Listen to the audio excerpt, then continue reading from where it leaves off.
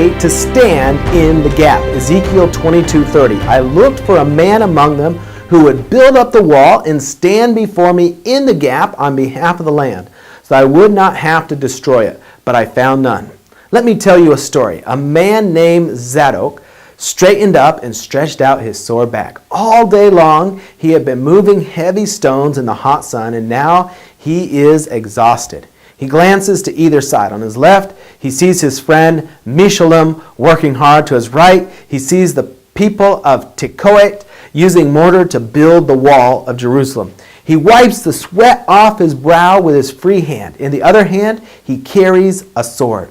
And he squints down the length of the wall into the setting sun. Throughout the night, he plans to stay right where he is in case the enemy attacks. He figures that tonight is the night that the enemy might try to take the city. The men are all tired from working hard, but the wall was not high enough yet to offer any real protection. All around the city, there's far too many gaps in the wall. So Zadok decides to stand in the gap so that the city would be protected.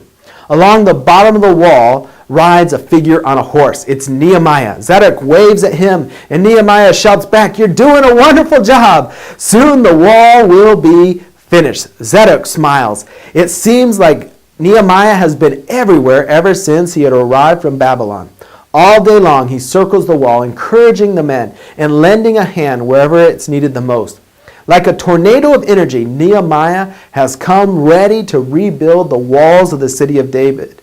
Single-handedly, he convinced the city's fathers to begin the work. At first, everyone thought the project of rebuilding the walls of Jerusalem are impossible.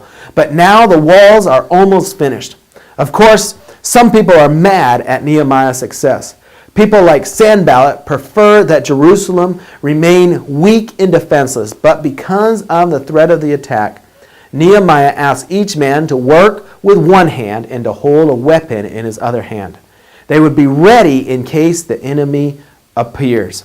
Each man pledges to stand in the gap and to defend the city with his life.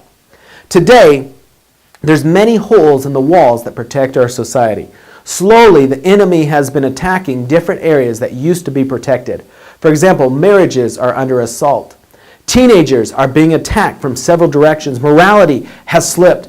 We need to pick up the weapon of prayer and use it to stand in the gap.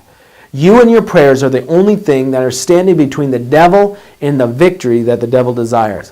God is looking for a modern-day Zadok to help rebuild the walls of our society by standing in the gap with prayer to defeat the enemy. And so Satan has caused these gaps to appear in the walls that protect us. But if you will stand in the gap, pray a prayer of intercession, then we will be able to defeat every attack of Satan. And so today I encourage you to pray standing in the gap.